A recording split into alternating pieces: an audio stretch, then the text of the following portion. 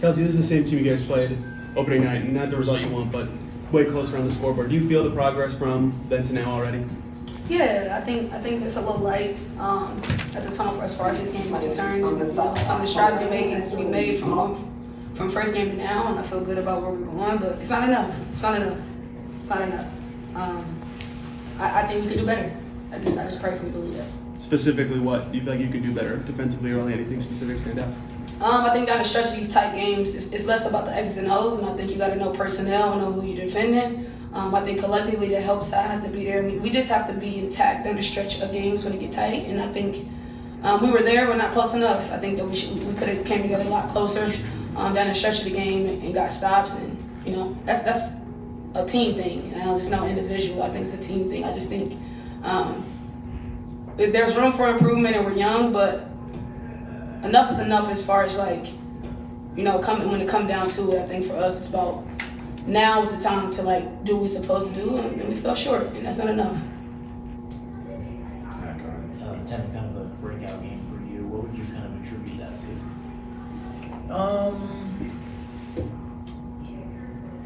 I don't know. Just energy, you know.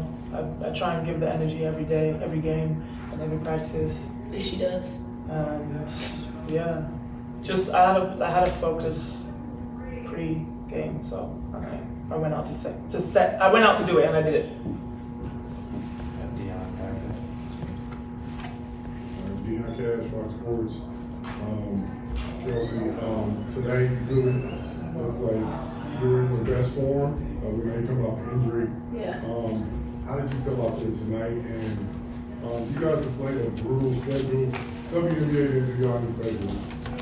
But how does it feel to be able? I mean, you take on the best two teams in the East already. Yeah. And how do you feel like you guys have fared? I mean, I know it has you're on forward, but still. I think for us, we've made strides from team to team, game to game. I think when you guys first saw us play New York, and compared to the second time, it was better. Same with Connecticut. But better is not enough, and we're not going to settle for mediocrity, and we're not going to settle for it just been enough and us just being young. No, we come here to win. We play to win, and that's the goal. But as far as me personally, I feel good. I feel good about where my body's headed, about the recovery after games, from game to game. So I feel good, like being able to transition from game to game without feeling any soreness or anything like that. So I'm excited about my recovery, and now for me, it's just about finding those spots on the floor and get comfortable with my team. Kind of going off that schedule, you guys haven't really had an off day yet, and you don't really have one until Sunday. You're heading on the road soon. You got another game in a couple days. How hard is that to kind of get the chemistry going? What will you do heading into this road trip to kind of maintain that and improve upon it? Yeah, I mean, it's difficult. Obviously, we don't have the time to have a bunch of practices and get that flow or whatever. So we are doing that in the games, effectively. So it's difficult, but we got to get it done somehow, right? So day by day, we just try and focus on the details, the little things. And each day is like an opportunity for us to get better. And so we really have to seize each day. Like you said the other day, stop wasting time. And that's really what we have to do. Stop wasting time. We don't have time. Now is the time. Yes. For either of you, there was one moment near the end of the game where Aaliyah got the block, Clark got that transition, logo 3. Just what was the energy within the team like? Obviously, the fans were kind of going wild at that point.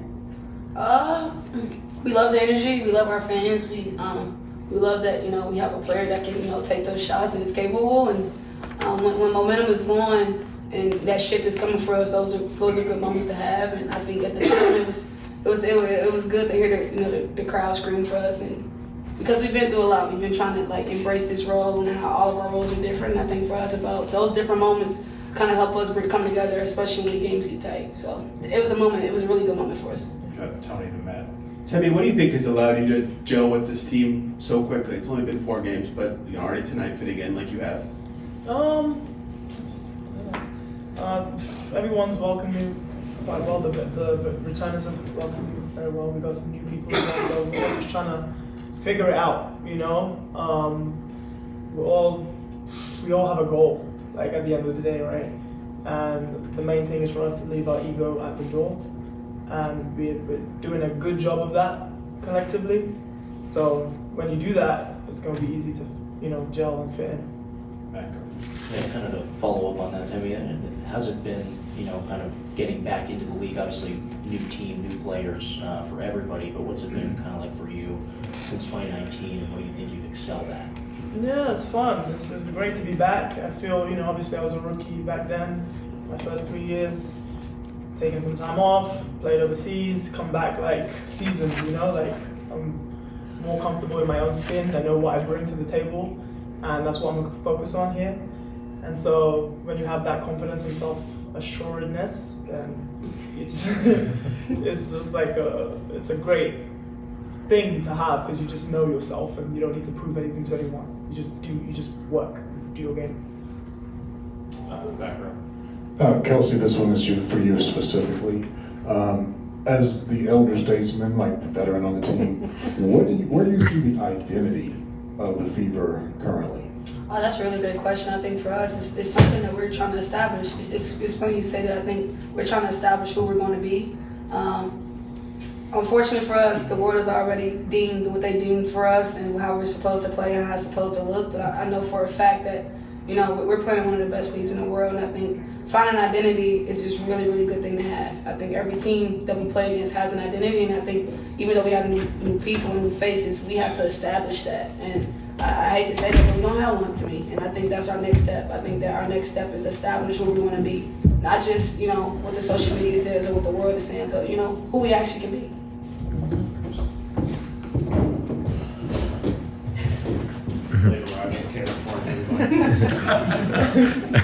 Kelsey, Temi referenced stop wasting time. Was that in reference to like games, maximizing those opportunities, or was it like in practice the little things because you don't have much time? Oh yeah, I had a rant the other day about us wasting time, and so she's referencing that. But yeah, I think a lot of times we come to the gym and we fight teeth and nails and the blood, sweat, tears. We deserve to give ourselves some grace by responding, and I think that those lulls that we have after our bad starts to first and third quarters, I think it's a waste of time, and I know that we can be better. So it's just about us holding ourselves accountable to the standard, you know what I'm saying? Like not being comfortable, like cruising. There ain't no time to cruise in this league. Like you cruise, you're gonna get punched. So that's our next maturation as far as wasting time. I think there's a difference between just coming here to play the games and seeing the spectacle and hear the fans and all that crap. But I think at the end of the day, if we're here and we're gonna compete with the best in the world, we gotta compete every night, start to finish. Temi, you mentioned your approach to this game specifically. Was that something that came from within for you? Was that a conversation with someone? What kind of led to you changing how you approach this one? Just like wanting to make more of an impact, like coming off the bench, like that's something I'm not used to. And so I actually hit up Alicia Clark, because she's like, amazing at that, 6 foot per year. And so she gave me some nice pointers and just like, so I just set my mind straight and, went to work. When did you talk to her? I don't remember. That's okay. No worries. Before this. Chris, you're up 76-72, 4 minutes left. What did you see as the difference there in closing? We just have to find a way to get stops. That's what great teams do. They've been in this situation before. They know exactly what players need to have the ball in their hands to make a play.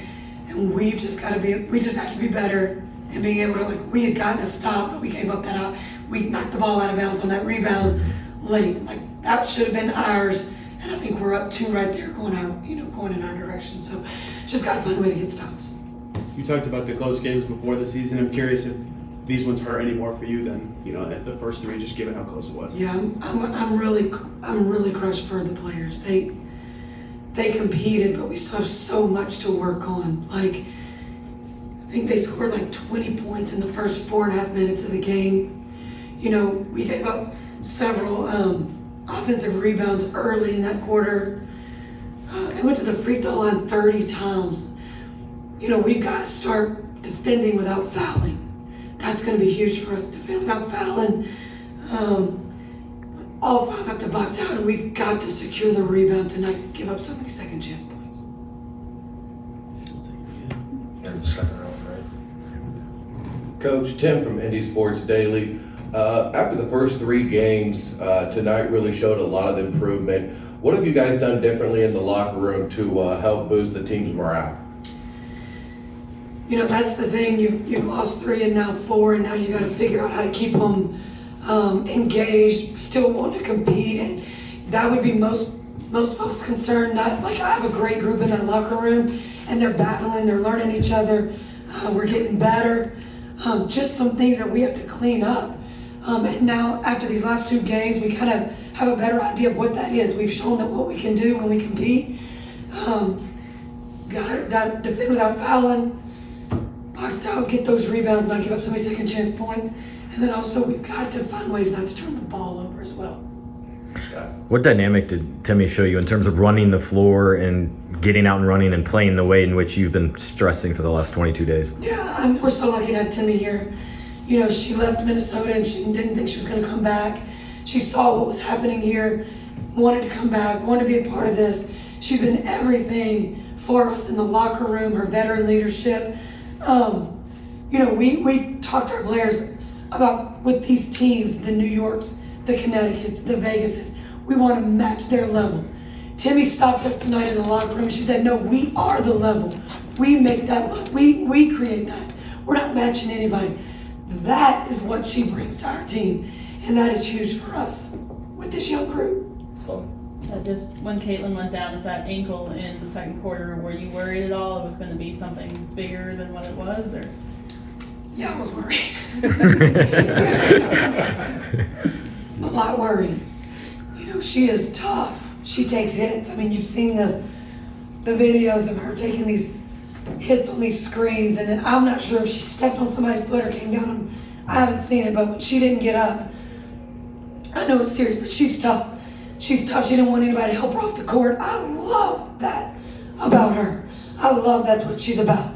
She walked it off herself, did what she needed to do to come back in the game. Christie, how early in camp did you notice that Temi fits kind of your style of, you know, running up and down the floor, defense, rebounding, all that kind of stuff?